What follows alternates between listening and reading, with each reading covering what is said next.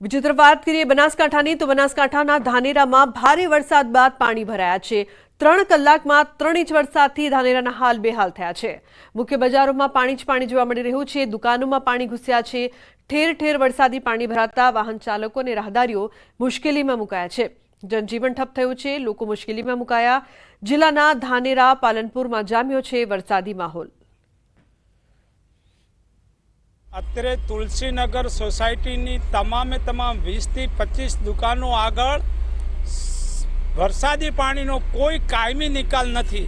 અમે વારંવાર તંત્રને રજૂઆત કરી હોવા છતાં આ વરસાદી પાણીનો કોઈ કાયમી નિકાલ કરવામાં આવેલ નથી। અત્યારે પણ આ સ્કૂટર લઈને બહાર નીકળ્યો છું વિકી, તો મારી બંધ પડી ગઈ છે। અત્યારે અમે ધાનેરાના તુલસીનગર માર્કેટ આગળ છીએ અને તુલસીનગર માર્કેટ આગળ પાણી ભરાઈ જવાના લીધે વેપારીઓના હાલ બેહાલ છે। આપ દ્રશ્યોમાં જોઈ શકો છો કે આજે તુલસીનગરની જે દુકાનો છે તે દુકાનો આગળ જ વરસાદી પાણી ભરાઈ ગયા છે। 3 ઇંચ જેટલા વરસાદમાં તો દુકાનો આગળ પાણી ભરાઈ જતા સ્વિમિંગ પુલ જેવો માહોલ અત્યારે આપ જોઈ શકો છો। જાણે આ દુકાનો આગળ રસ્તાઓ છે તે સ્વિમિંગ પુલ બન્યા છે અને અનેક જે દુકાનદારો છે તે દુકાનદારો પોતાની દુકાનો બંધ રાખી છે, કારણ કે વધુ વરસાદ આવે તો પાણી જે છે તે આ દુકાનોની અંદર ઘૂસી શકે છે। છેલ્લા 5 વર્ષથી આ વિસ્તારનો પ્રશ્ન છે કે જ્યારે વરસાદ આવે છે ત્યારે પાણી ભરાઈ જાય છે અને પાણી ભરાઈ જવાના લીધે વેપારીઓને મુશ્કેલીનો સામનો કરવાનો વારો આવતો હોય છે। બીજી તરફના આપણે દ્રશ્યો બતાવીશ કે બીજી તરફ પણ આપ જોઈ શકો છો કે અહીંયા પણ જે દુકાનો આવેલી છે તે દુકાનો આગળ પાણી ભરાઈ ગયા છે અને પાણી ભરાઈ જવાના લીધે વેપારીઓ જે છે પોતાના રોજગાર છે, જે ધંધા છે તે કરી નથી શકતા, કારણ કે આ પાણીમાં થઈને કોઈ ગ્રાહકો આવતા નથી અને ગ્રાહકો ના આવતા વેપારીઓને આમ જ બેસી રહેવું પડે છે।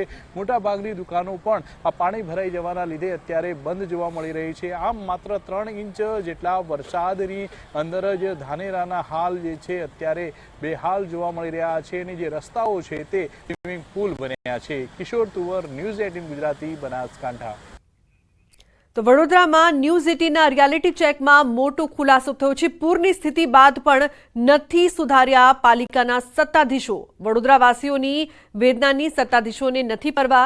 પાલિકાની મુખ્ય કચેરીમાં ન્યૂઝ 18 રિયાલિટી ચેક સવારથી બપોર થઈ છતાં તમામ શાસકો ગેરહાજર છે। વિપક્ષથી માંડીને મેયર સુધીના તમામ હોદ્દેદારો ગેરહાજર છે। પાલિકાના દંડક, deputy mayor, standing committee chairman પણ ગેરહાજર। વડોદરાના વિકાસમાં એક પણ હોદ્દેદારને રસ નથી। પૂરની વિકટ પરિસ્થિતિ બાદ પણ નથી સુધર્યું તંત્ર। ન્યૂઝ 18ની ટીમે દરેક સત્તાધીશોનો સંપર્ક કરવાનો પણ પ્રયાસ કર્યો। જેમના માથે આખા વડોદરાની જવાબદારી છે તેવા દરેક હોદ્દેદારો ગેરહાજર જોવા મળ્યા। શું સત્તાધીશો પોતાના ઘરમાં બેઠા બેઠા કરશે વડોદરાનો વિકાસ? તે અહીં મોટો સવાલ ઉપસ્થિત થયેલો છે, કારણ કે આ એ સમય છે કે ત્યારે આ તમામ લોકોએ કામ કરવું જોઈએ।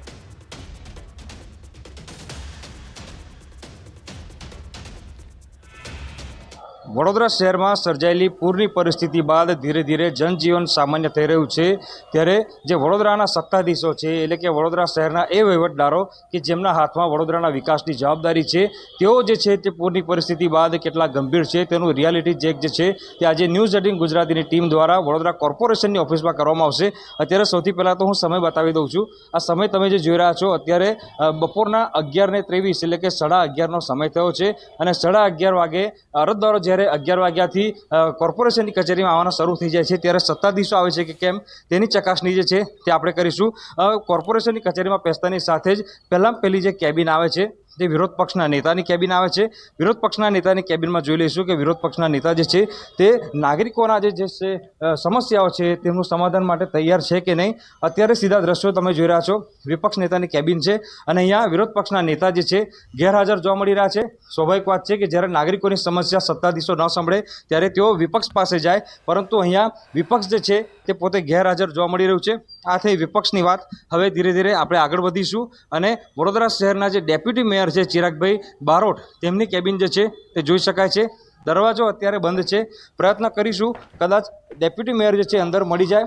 અત્યારે સીધા ડેપ્યુટી મેયરની કેબિન જે છે એ તરફ આપણે આગળ વધી રહ્યા છે અને મેયર સાહેબને મળવાનો પ્રયત્ન કરીશું। દ્રશ્યો જે છે ચોંકાવનારા છે। 11:30 વાગ્યા છે। ડેપ્યુટી મેયર જે છે ગેરહાજર છે। તેમની કેબિનનો દરવાજો અત્યારે બંધ હાલતમાં જોવા મળી રહ્યો છે। તો ડેપ્યુટી મેયરની કેબિન બાદ હવે ધીરે ધીરે આપણે આગળ વધીશું અને મેયર પિંકીબેન સોની વડોદરા શહેરના પ્રથમ નાગરિક કહેવાય છે અને વડોદરાની સૌથી મોટી જવાબદારી જો કોઈના માથે હોય તો તે પિંકીબેન સોની છે. પિંકીબેન સોની આવ્યા છે કે કેમ તેની ચકાસણી કરી લઈશું. કદાચ જો એ મળે તો તેમની સાથે વાત કરીશું. જોઈ શકાય છે પિંકીબેન સોનીનું કેબિન જે છે તેનો દરવાજો બંધ હાલતમાં છે ખરેખર, અને વડોદરાવાસીઓ જે છે તે લોહીના આંસુએ રડતા હતા, પરંતુ સત્તાધીશો જે છે બિલકુલ ગંભીર નથી એવું આ દ્રશ્યો પરથી ફલિત થાય છે. વિપક્ષના નેતાની કેબિન જોઈ, ડેપ્યુટી મેયરની કેબિન જોઈ, ત્યારબાદ વડોદરા શહેરના પ્રથમ નાગરિક પિંકીબેન સોની જે છે તેમની કેબિન જોઈ, તમામે તમામ પદાધિકારીઓ જે છે સત્તાધીશો છે તેઓ ગેરહાજર છે. ત્યારે વડોદરા શહેરના વિકાસની જવાબદારી જેના માથે હોય છે તેવા standing committee chairman doctor Sheetal Mistry, તેમને મળવાનો પ્રયત્ન કરીશું. જો કદાચ શીતલ મિસ્ત્રી વડોદરાના વિકાસને લઈને ગંભીર હોય, વડોદરાવાસીઓને લઈને ગંભીર હોય તો તે આપણને મળશે અને આપણી સાથે વાત કરશે. ડૉક્ટર શીતલ મિસ્ત્રી, તેમનું કેબિન જે છે જોઈ શકો છો, અંદર બેઠા હશે તો વાત કરીશું. ખૂબ જ શરમજનક બાબત, અત્યારે 11:30 થયા. ડૉક્ટર શીતલ મિસ્ત્રી જે છે તેમનું પણ કેબિન અત્યારે બંધ છે. તમામ સત્તાધીશો ગંભીર નથી. 11:30 વાગ્યા છે, અરજદારો ધક્કા ખાઈ રહ્યા છે, પરંતુ સત્તાધીશોની ગેરહાજરીના કારણે વડોદરાવાસીઓ હજી પણ પૂરના પાણી ઉતર્યા બાદ પણ જે વેદના છે તે વેઠી રહ્યા છે. હાર્દિક દીક્ષિત, ન્યૂઝ 18 ગુજરાતી, વડોદરા. તો વડોદરામાં લોકોના આક્રોશ બાદ શીતલ મિસ્ત્રીનો ફરી વફાટ. શીતલ મિસ્ત્રીએ નાગરિકોને વધુ એક સુફિયાણી સલાહ આપી. હાસ્યાસ્પદ સલાહ આપતા તેઓએ કહ્યું કે ટ્યુબ રાખવાથી લોકોમાં આત્મવિશ્વાસ વધશે. લોકોને લાગ્યું જવાબદારીમાંથી છટકવા નિવેદન આપ્યું, પરંતુ લોકોની સુરક્ષા માટે આ નિવેદન આપ્યું હોવાની સુફિયાણી વાતો તેઓ કરી રહ્યા છે. શીતલ મિસ્ત્રીએ બફાટ પર બફાટ કરીને વડોદરાવાસીઓની માફી પણ માંગી.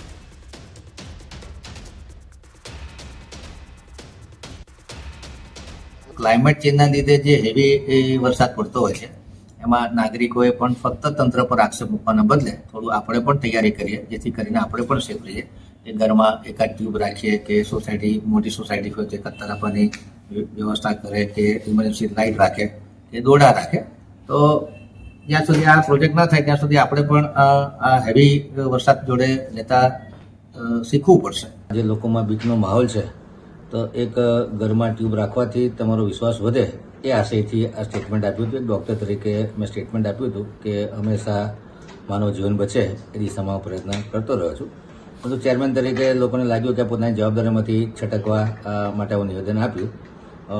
આ નિવેદનને લોકોએ હાસ્યાસ્પદ ગણાવ્યું અથવા પરંતુ આશય એક રેઝિલિયન્ટ સિટી બનાવવા માટે નાગરિકો અને તંત્ર બંને સજ્જ રહે એ આશયથી આ નિવેદન આપ્યું હતું, પરંતુ લોકોને ના ગમ્યું હોય તે માટે દિલગીરી વ્યક્ત કરું. તો મહત્વનું છે કે વડોદરા પાલિકાના સ્ટેન્ડિંગ કમિટી ચેરમેનના નિવેદન બાદ શહેરમાં આક્રોશ ભભૂકી ઉઠ્યો છે.